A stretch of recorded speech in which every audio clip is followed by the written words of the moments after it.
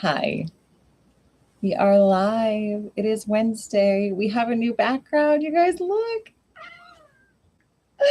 It's so cool. So Monday, that is really bright. Some of you guys know Monday was my birthday. And I am 47. 47. I'm okay with it. But yeah, so this was one of my birthday presents. And it's awesome. So we have a new background for Wednesdays. So thank you, sister, for that. It's just so cool. I love having new stuff to show off to you guys.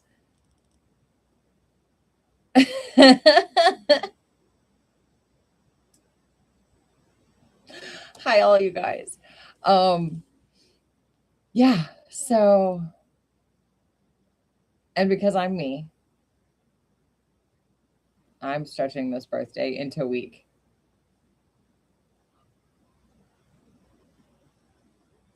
Thank you so much. You guys may not know who just jumped into the chat. Am I okay to say your first name? This dude makes he makes movie music. And if I am not mistaken,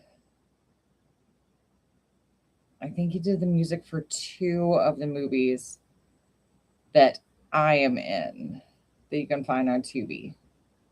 But definitely correct me if I'm wrong on that, sir. But I believe I'm correct. I'm umming a lot tonight, guys. I feel a little restless because, yes, as I say, I'm stretching this birthday out into a whole week because I can. Because I share a birthday week with Valentine's Day. So why not? There is some sort of. Darren says, happy birthday. Thank you, Darren. Ray Mattis. Oh my gosh, you guys, this is exciting. Yeah, because as I say, we have been on the same projects, but when you're on set, you don't always get to meet everybody because you're working on different parts of a movie. So it's not like when you're working on a play where everybody is going to be in the same rehearsal space because we are, I believe, in different states. So yeah, sorry, I'm just rambling now, but I'm very excited. Thank you so much for being with us tonight. I love when a new person jumps into the chat. Yeah, but Darren, thank you.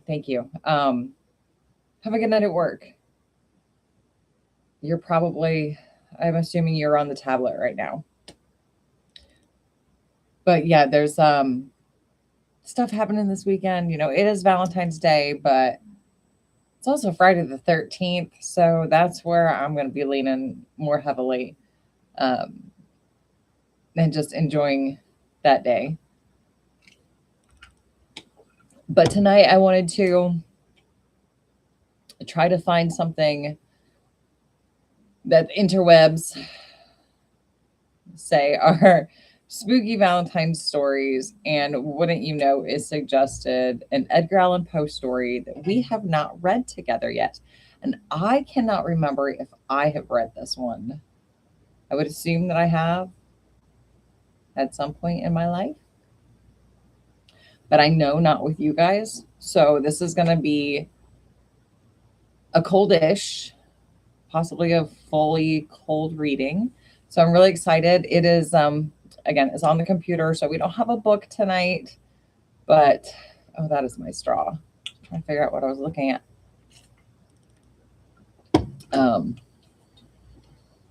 So yeah, I'm excited to read for you guys tonight, but it'll be on the computer. So be looking. I've got 2 tabs set up, so we're gonna be looking back and forth. I can't remember. Did I show you guys this? I probably did. My Cozy Witch Tarot deck. I love it. It's so cute. And we're using that for the coven. So, but again tonight, and I think I used this last week, I have my Hocus Pocus cup. But I'm excited. Again, you guys, when you jump on, please say hi in the chat so we can all say hi back. And we will get ready to start. Excuse me. This is the Oval Portrait by Edgar Allan Poe. It was published in 1850. So I hope you guys enjoy. The chateau into which my valet had ventured to make forcible entrance, rather than permit me in my desperately wounded condition to pass a night in the open air, was one of those piles of commingled gloom and grandeur which have so long frowned upon the Apennines, not less in fact than in the fancy of Mrs. Radcliffe. To all appearance, it had been temporarily and very lately abandoned. We established ourselves in one of the smallest and least sumptuously furnished apartments. It lay in a remote turret of the building. Its decorations were rich, yet tattered and antique. Its walls were hung with tapestry and bedecked with manifold and multiform armorial trophies, together with an unusually great number of very spirited modern paintings in frames of rich golden arabesque. In these paintings, which depended from the walls not only in their main surfaces, but in very many nooks which the bizarre architecture of the chateau rendered necessary, in these paintings my insipid delirium, perhaps, had caused me to take deep interest, so that I bade Pedro to close the heavy shutters of the room, since it was already night, to light the tongues of a tall candelabra stood by the head of the bed, and to throw open far and wide the fringed curtains of black velvet which enveloped the bed itself. Curtains of black velvet? Come on.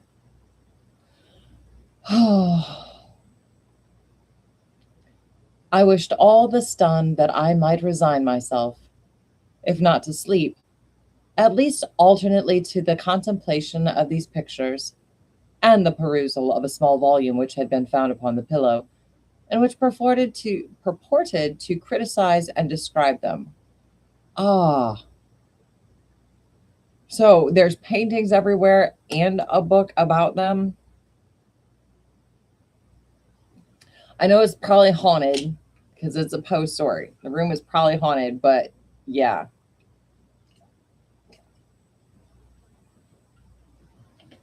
As somebody who took some time, that would be awesome. Long, long I read, and devotedly I gazed. Rapidly and gloriously the hours flew by, and the deep midnight came. The position of the candelabrum displeased me, and outreaching my hand with difficulty, rather than disturb my slumbering valet, I placed it so as to throw its rays more fully upon the book.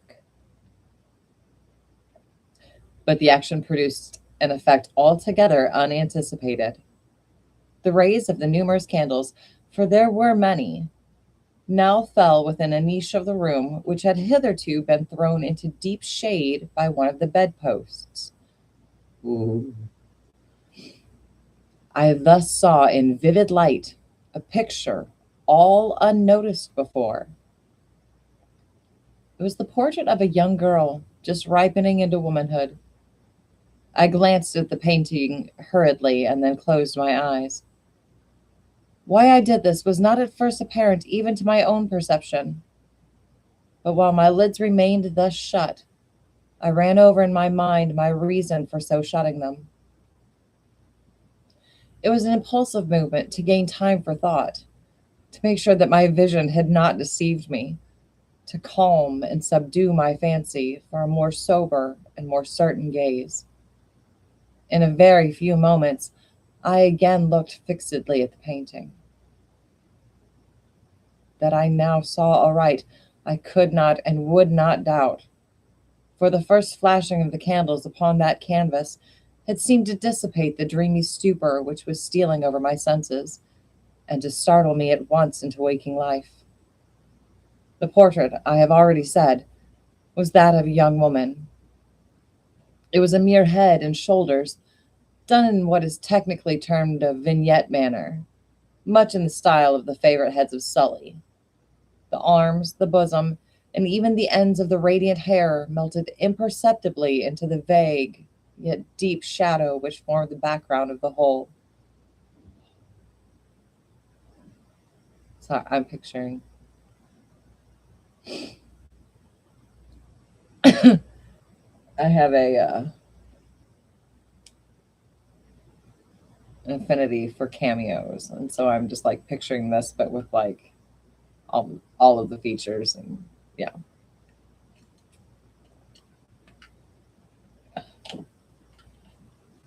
Okay. Anywho, the frame was oval, richly gilded, and filigreed in Moresque. As a thing of art, nothing could be more admirable than the painting itself. But it could have been neither the execution of the work nor the immortal beauty of the countenance which had so suddenly and so vehemently moved me. Least of all, could it have been that my fancy, shaken from its half slumber, had mistaken the head for that of a living person? I saw at once that the peculiarities of the design, of the vignetting, and of the frame must have instantly dispelled such idea, must have prevented even its momentary entertainment. Thinking earnestly upon these points, I remained, for an hour perhaps, half sitting, half reclining, with my vision riveted upon the portrait. At length, satisfied with the true secret of its effect, I fell back within the bed. I had found the spell of the picture in an absolute lifelikeness of expression which, at first startling, finally confounded, subdued, and appalled me. With deep and reverent awe, I replaced the candelabrum in its former position. Yep, nope, we'll hide that right back in the dark. The cause of my deep agitation being thus shut from view, I sought eagerly the volume which discussed the paintings and their histories. Turning to the number which designated the oval portrait, I there read the vague and quaint words which follow. Okay, I'm getting another drink. You guys ready?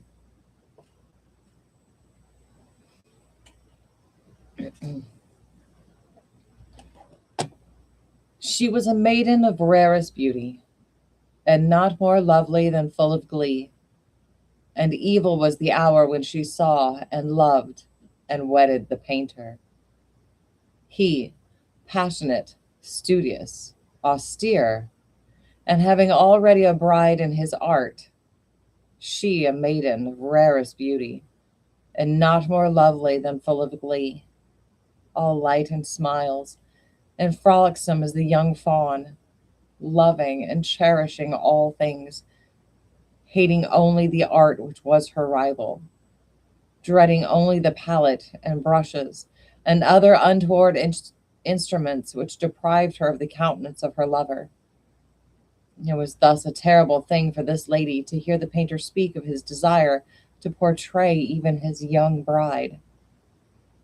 But she was humble and obedient, and sat meekly for many weeks in the dark, high turret chamber where the light dripped upon the pale canvas only from overhead.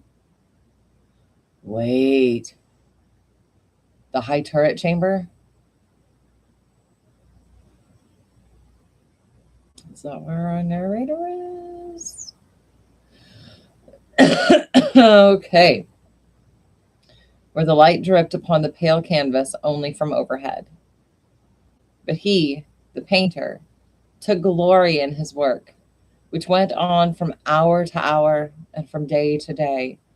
And he was a passionate and wild and moody man who became lost in reveries, so that he would not see that the light which fell so ghastly in that lone turret withered the health and the spirits of his bride, who pined visibly to all but him.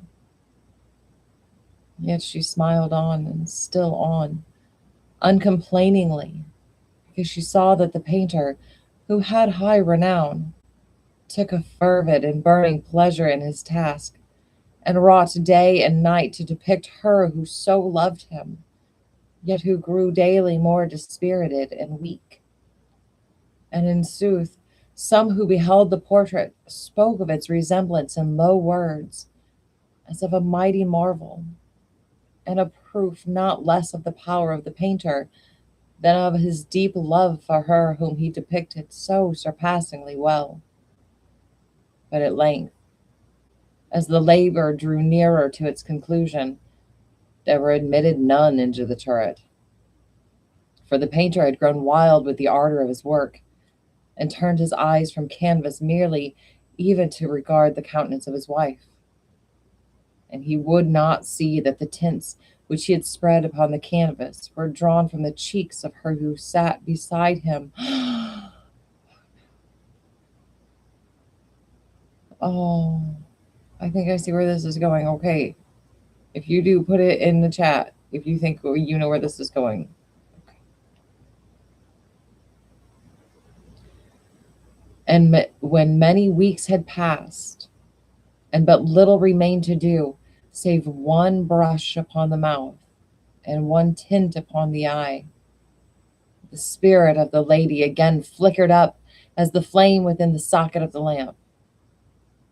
And then the brush was given, and then the tint was placed. And for one moment, the painter stood entranced before the work which he had wrought.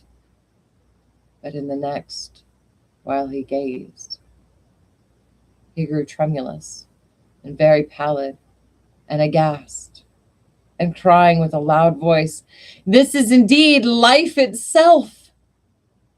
turned suddenly to regard his beloved.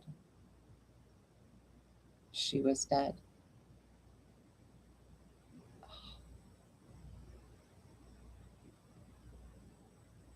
He painted every bit of life out of her.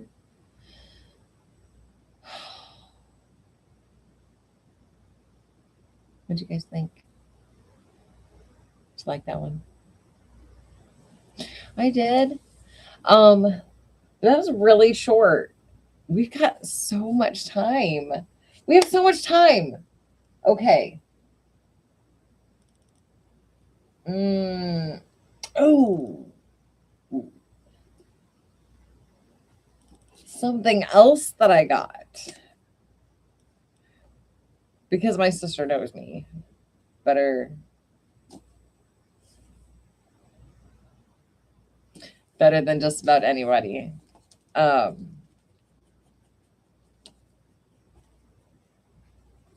me. True Irish ghost stories. Should we check one out?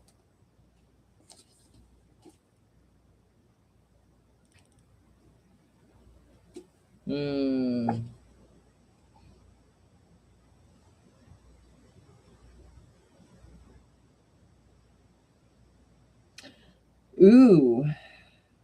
What is this? Did you guys like that one? Sorry, you're just looking at the top of my head right now. Sorry. I don't know. I'm really not. I'm in such a good mood. Yesterday, I didn't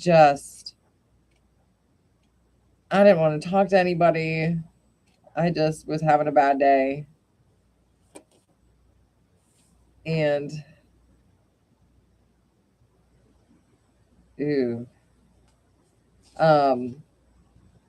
Yeah, so today is totally different. And I am just, I don't know. Rambling again. Because that's what we do. Yeah, let's see. Haunted places, maybe not haunted places.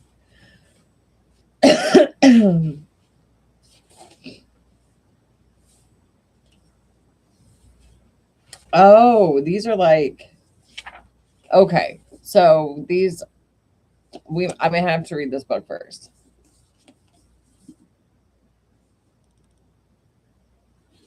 I don't know. Let's see if I can figure it out. Okay. Do you guys want to just hang out while I figure this out?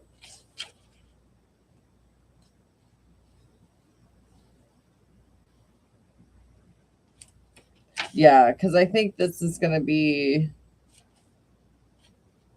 this might be just like I sit around on a Sunday afternoon and scare myself reading.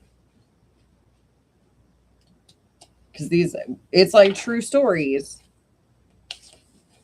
but it's like somebody relating their story to somebody.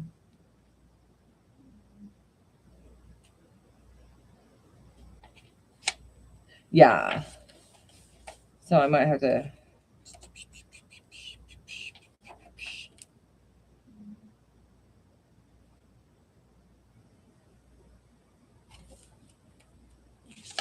Do you guys want to read about a haunted house?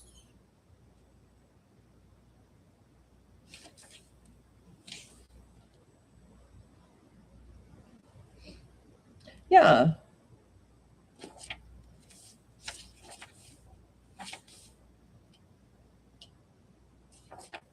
I think this is, I'm sorry, that is not going to be like it's not a tales story.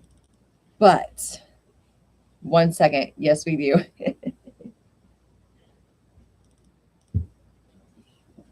Karen, that might be one that I just bring to your house and read to you on the Saturday night. I'll have margaritas and true Irish horror stories.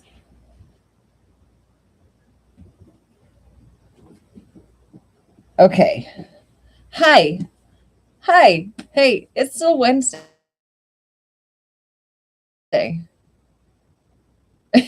Yeah, I know you're so okay with that. But at this point, I don't know when we're going to do that. You have so many concerts coming up.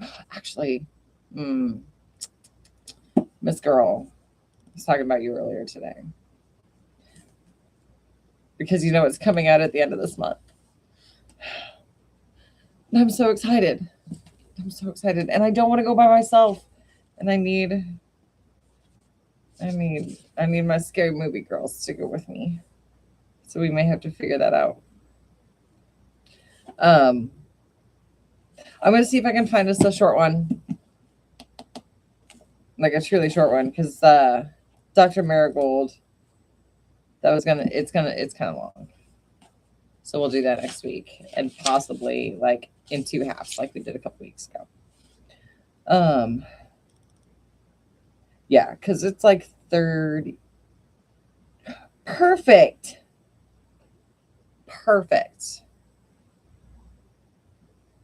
So, do you know what I'm talking about? You said yes in the chat. Do you know what I'm talking about? I think so. Can we wear our masks?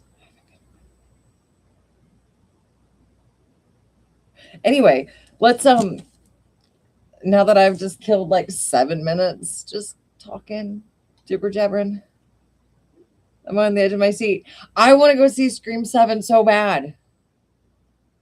So bad. Like, because Scream came out when I was in high school. And I love it being an adult because I can just go to the movies by myself if I want to, but I don't want to go by myself to this one.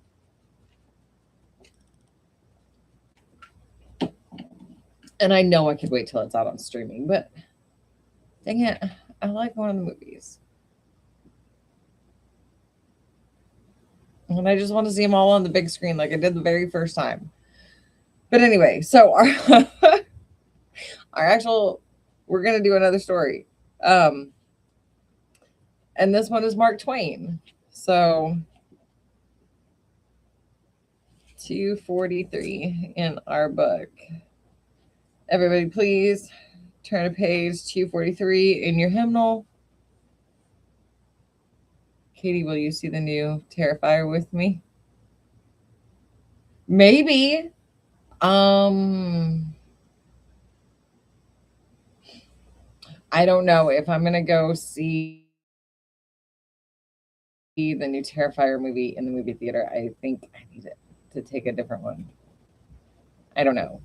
I'm sorry. We'll talk about it. Anyway, page 243 in your hymnals is entitled A Ghost Story by Mr. Mark Twain, published in 1888.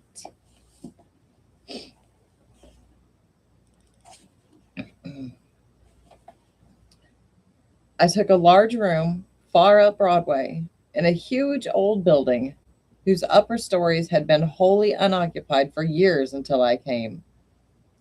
The place had long been given up to dust and cobwebs, to solitude and silence. I seemed groping among the tombs and invading the privacy of the dead that first night I climbed up to my quarters.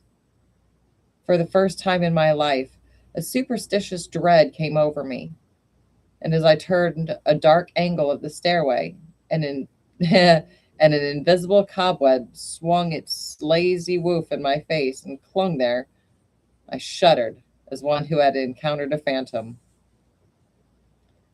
I was glad enough when I reached my room and locked out the mold in the darkness. A cheery fire was burning in the grate, and I sat down before it with a comforting sense of relief. For 2 hours I sat there, thinking of bygone times, recalling old scenes, and summoning half forgotten faces out of the mists of the past, listening in fancy to voices that long ago grew silent for all time, and to once familiar songs that nobody sings now. And as my reverie softened down to a sadder pathos, the shrieking of the winds outside softened to a wail.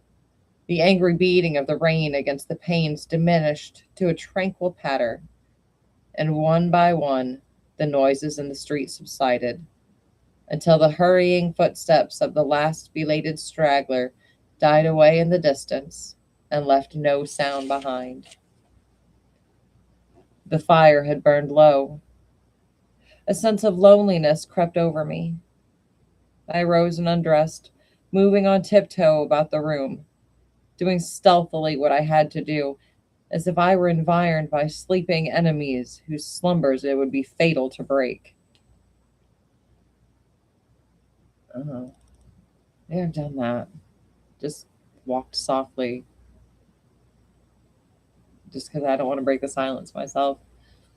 Yeah.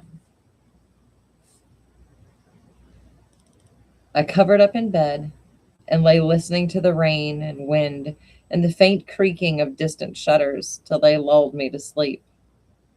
I slept profoundly, but how long I do not know. All at once I found myself awake and filled with a shuddering expectancy. All was still, all but my own heart. I could hear it beat. Presently, the bedclothes began to slip away towards the foot of the bed, as if someone were pulling them. I could not stir. I could not speak. Still, the blanket slipped deliberately away till my breast was uncovered. Then, with a great effort, I seized them and drew them up over my head. I waited, listened, waited. Once more that steady pull began, and once more I lay torpid a century of dragging seconds till my breast was naked again. At last, I roused my energies and snatched the covers back to their place and held them with a strong grip. I waited. By and by, I felt a faint tug and took a fresh grip. The tug strengthened to a steady strain. It grew stronger and stronger. My hold parted, and for the third time the blanket slid away. I groaned. An answering groan came from the foot of the bed. No, no! Beaded drops of sweat stood upon my forehead. I was more dead than alive. Presently, I heard a heavy footstep in my room. The step of an elephant, it seemed to me, It was not like anything human, but it was moving from me. There was relief in that. I heard it approach the door, pass out without moving bolt or lock, and wander away among the dismal corridors, straining the floors and joists till they creaked again as it passed, and then silence reigned once more. When my excitement had calmed, I said to myself, this is a dream, simply a hideous dream. And so I lay thinking it over until I convinced myself that it was a dream. And then a comforting laugh relaxed my lips, and I was happy again. I got up and struck a light. And when I found that the locks and bolts were just as I had left them, another soothing laugh welled in my heart and rippled from my lips. I took my pipe and lit it. I was just sitting down before the fire when down went the pipe out of my nerveless fingers. The blood forsook my cheeks, and my placid breathing was cut short with a gasp. In the ashes on the hearth, side by side with my own bare footprint, was another, so vast that in comparison mine was but an infant's. Then I had had a visitor, and the elephant tread was explained. I put out the light and returned to bed, palsied with fear. I lay a long time, peering into the darkness and listening. Then I heard a grating noise overhead, like the dragging of a heavy body across the floor. Then the throwing down of the body and the shaking of my windows in response to the concussion. In distant parts of the building, I heard the muffled slamming of doors. I heard, at intervals, stealthy footsteps creeping in and out among the corridors and up and down the stairs. Sometimes these noises approached my door, hesitated, and went away again. I heard the clanking of chains faintly in remote passages and listened while the clanking grew nearer, while it wearily climbed the staircases, marking each move by the loose surplus of chain that fell with an accented rattle upon each succeeding step as the goblin that bore it advanced. I heard muttered sentences, half-uttered screams that seemed smothered violently, and the swish of invisible garments, the rush of invisible wings. Then I became conscious that my chamber was invaded, that I was not alone. I heard sighs and breathings about my bed, and mysterious whisperings. Okay, at that point, we have a wet bed. No, whisperings around it. I peed the bed. 3 little spheres of soft phosphorescent light appeared on the ceiling directly over my head, clung and glowed there a moment, and then dropped. 2 of them upon my face, and 1 upon the pillow. Oh, no. Thank you. They spattered liquidly and felt warm. Intuition told me they had turned to gouts of blood as they fell. I needed no light to satisfy myself of that. Then I saw pallid faces, dimly luminous, and white uplifted hands floating bodiless in the air, floating a moment and then disappearing. The whispering ceased, and the voices and the sounds, and a solemn stillness followed. I waited and listened. I felt that I must have light or die. I was weak with fear. I slowly raised myself toward a sitting posture, and my face came in contact with a clammy hand. All strength went from me, apparently, and I fell back like a stricken invalid. Then I heard a rustle of a garment. It seemed to pass to the door and go out. When everything was still once more, I crept out of bed, sick and feeble, and lit the gas with a hand that trembled as if it were aged with 100 years. The light brought some little cheer to my spirits. I sat down and fell into a dreamy contemplation of that great footprint in the ashes. By and by, its outlines began to waver and grow dim. Oh, sorry, guys. Oh, my nose itches. I glanced up, and the broad gas flame was slowly wilting away. Oh, in the same moment, I heard that elephantine's tread again. I noted its approach, nearer and nearer along the musty halls, and dimmer the light waned. The tread reached my very door and paused. The light had dwindled to a sickly blue, and all things about me lay in a spectral twilight. The door did not open, and yet I felt a faint gust of air fan my cheek, and presently was conscious of a huge, cloudy presence before me. I watched it with fascinated eyes. A pale glow stole over the thing. Gradually, its cloudy folds took shape. An arm appeared, then legs, then a body. At last, a great, sad face looked out of the vapor. Stripped of its filmy housings, naked, muscular, and comely, the majestic Cardiff giant loomed above me. All my misery vanished, for a child might know that no harm could come with that uh, benignant, I know that word, I'm sorry, that big benignant countenance. My cheerful spirits returned at once, and in sympathy with them, the glass flamed up brightly again. Never a lonely outcast was so glad to welcome company as I was to greet the friendly giant. I said, "Why, it is nobody but you. Do you know, I have been scared to death for the last 2 or 3 hours. I am honestly glad to see you. I wish I had a chair. Here, don't try to sit down in that thing." But it was too late. He was in it before I could stop him, and down he went. I never saw a chair shivered so in my life. Stop, you'll ruin it. Too late again. There was another crash, and another chair was resolved into its original elements. Confound it, haven't you got any judgment at all? Do you want to ruin all the furniture of this place? Here, you petrified fool. But it was no use. Before I could arrest him, he had sat down on the bed, and it was a melancholy ruin. Now, what sort of a way is that to do?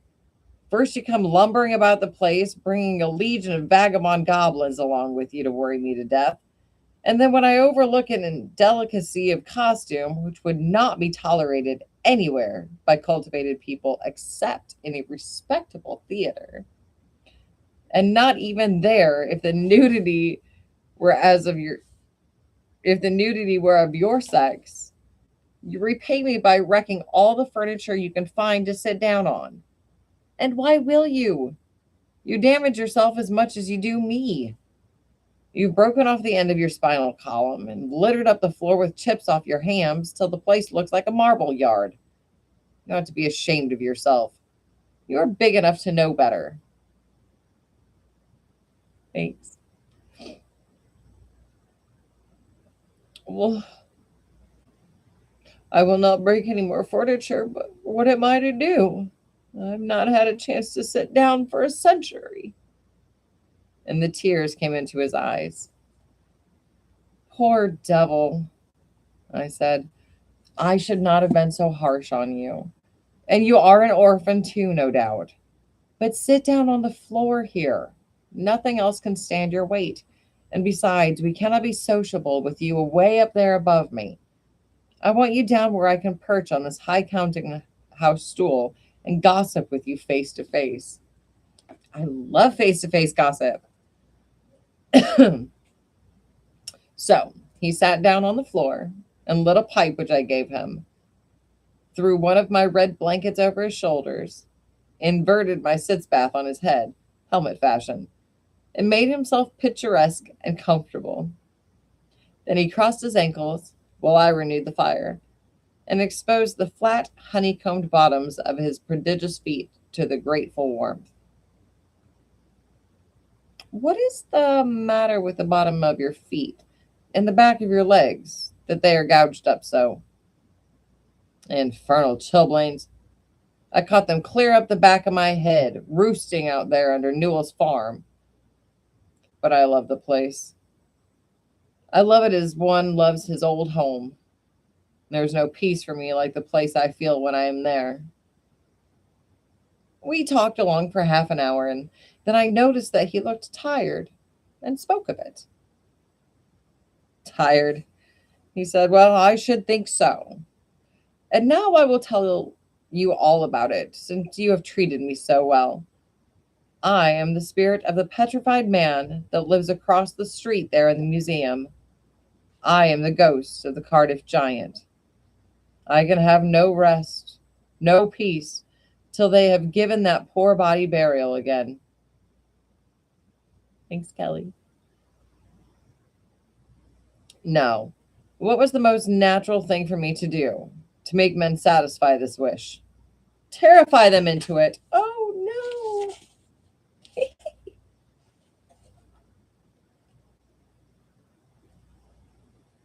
Yes. Haunt the place where the body lay. So I haunted the museum night after night. I even got other spirits to help me. But it did no good, for nobody ever came to the museum at midnight. Then it occurred to me to come over the way and haunt this place a little. I felt that if I ever got a hearing, I must succeed, for I had the most efficient company that perdition could furnish. Night after night, we have shivered around through these mildewed halls, dragging chains, groaning, whispering, tramping up and down stairs till, to tell you the truth, I am almost worn out. But when I saw a light in your room tonight, I roused my energies again and went at it with a deal of the old freshness. But I am tired out. Give me, I beseech you, give me some hope. I lit off my perch in a burst of excitement and exclaimed, oh, this transcends everything, everything that ever did occur. Why, you poor blundering old fossil, you have had all of your trouble for nothing. You've been haunting a plaster cast of yourself. The real Cardiff giant is in Albany. A fact. The original fraud was ingeniously and fraudfully duplicated and exhibited in New York as the only genuine Cardiff giant, to the unspeakable disgust of the owners of the real Colossus, at the very same time that the latter was drawing crowds at a museum in Albany. Confound it, don't you know your own remains? I never saw such an eloquent look of shame, of pitiable humiliation overspread a countenance before. The petrified man rose slowly to his feet and said, honestly, is that true? It's true as I'm sitting here. He took the pipe from his mouth and laid it on the mantel, then stood irresolute for a moment, unconsciously from old habit, thrusting his hands where his pantaloons' pockets should have been, and meditatively dropping his chin on his breast, and finally said, well, I've never felt so absurd before. The petrified man has sold everybody else, and now the mean fraud has ended by selling its own ghost. My son, if there is any charity left in your heart for a poor, friendless phantom like me, don't let this get out. Think how you would feel if you had made such an ass of yourself. I heard the stately tramp die away, step by step down the stairs and out into the deserted street, and felt sorry that he was gone, poor fellow, and sorrier still that he had carried off my red blanket and my bathtub.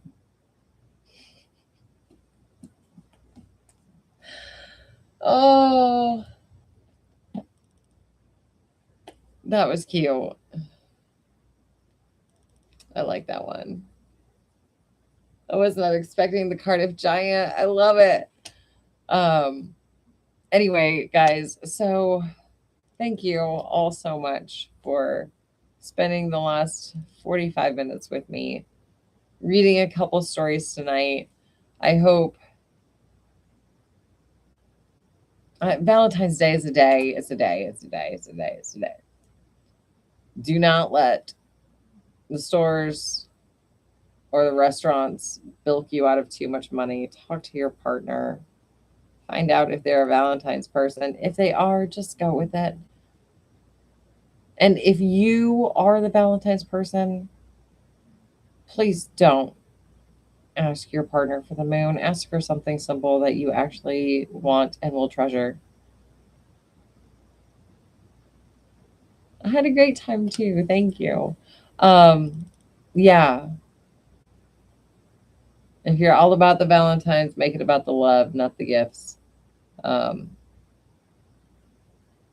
I know one person in my life who that is their love language is giving gifts, but it's not just for Valentine's Day.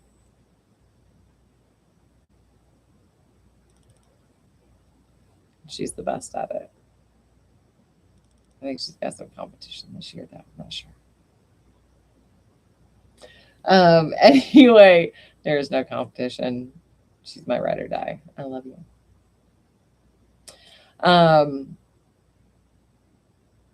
Yeah, so I'm gonna go because I'm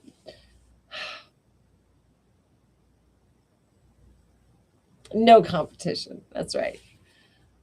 I just love you guys so much. And I am so happy that we are still doing this.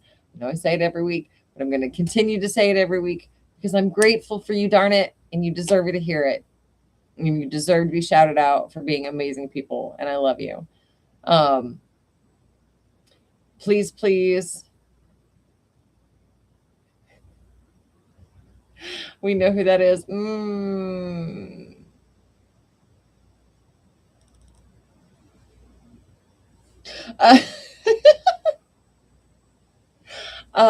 For those of you that are listening, there were some eyebrow movements because I think there's somebody who is just kind of surreptitiously listening right now. But anyway, that's terrible. I love it. We'll see if that gets some more people to subscribe. What is Katie talking about? Are there shenanigans? There are always shenanigans. Always.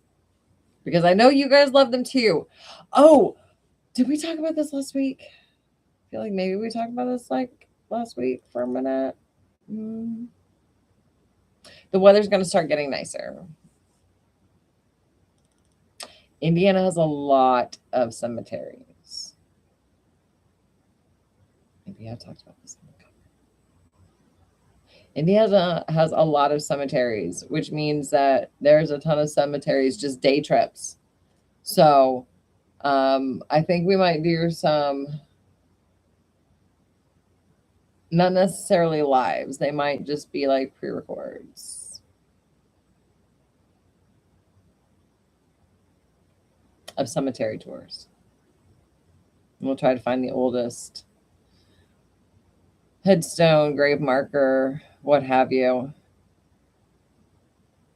We could go into Ohio too, Kelly, if you know of some cool ones and want to come along with me, because I think that would be neat if we could get some of the wolf pack to show us around like the cool cemetery in their area, because everybody knows which one is haunted. So yeah. Anyway, ideas, so many ideas. So many ideas. I need to get myself a better notebook. Anyway, I will see you guys tomorrow on the KT 3.14. That is KT Pi. Tomorrow at 9 on the Coven, which is also on YouTube. Just search the Cozy Coven. Oh yeah, we used to take care of something this steady a lady has. Oh, what?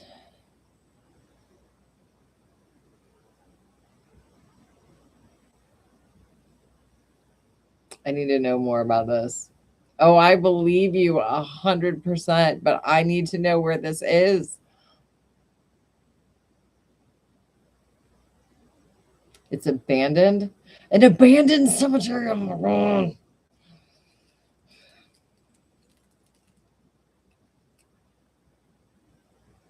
Yep, I need a cherry Sprite and a cemetery. Okay. Anyway, I'm gonna get off of here because you're coming with. Please listen. When I say the wolf pack, like this is all of us. We need to do this. I would love it if we could just like get an RV and like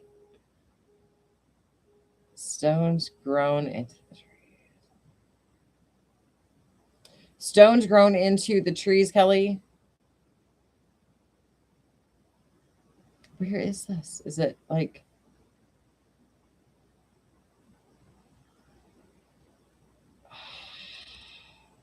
what cemetery is this? Because I'll do research and we'll. Is it the. Oh, Dayton has cool cemeteries too. I had to go into one of the mausoleums at one of the cemeteries. I have to look for a name. Okay. Please send it to me on Instagram. You guys can send suggestions for cemeteries and whatnot on Instagram too, or in here, or on my Facebook or TikTok. I'm trying to figure out if I can get these videos and move them onto Spotify, onto a podcast list there. So look for that. I will post if there's something. I am also getting ready to do a promotional video tomorrow for Friend of Dorothy. I get to play Mombi.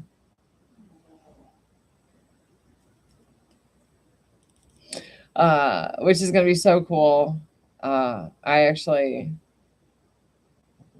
liked Return to Oz before I liked Wizard of Oz. So it's kind of cool that I get to play Mombi because she was way scarier. Yeah. I don't know. There's something about walking through a wall or like a hall of heads that stuck with me. I remember getting it from the library in Garrett because it was right across the street. I could just walk over and borrow movies, and I read so many books. Anyway, this has devolved into a whole different thing. Anyway, guys, thank you so much for being here. Like, subscribe, share, please, please, please share, share, share, share, share, share. That is the most important thing. Get that out there because I know everybody who's here has subscribed. So please share, share, share. If you're watching this later, share and subscribe.